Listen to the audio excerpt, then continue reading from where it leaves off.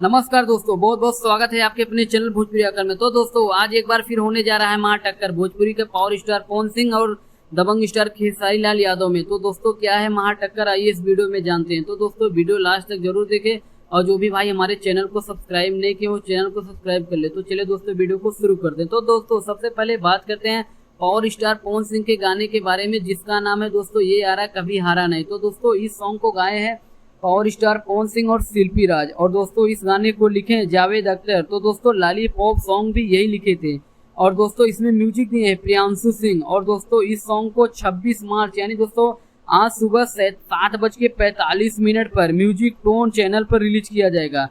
तो दोस्तों अब बात करते हैं दबंग स्टार खेसारी लाल यादव के गाने के बारे में, जिसका नाम है दोस्तों चूल्हा में चैली। जी हाँ दोस्तों, इस सॉन्ग का टाइटल है चूल्हा में चैली। तो दोस्तों इस सॉन्ग को गाए हैं दबंग स्टार खेसारी लाल यादव और अनुपमा यादव। तो दोस्तों इस सॉन्ग को लिखे हैं छोटू यादव, और दोस्तों इस गाने में म्यूजिक दिए हैं विक्की बॉक्स।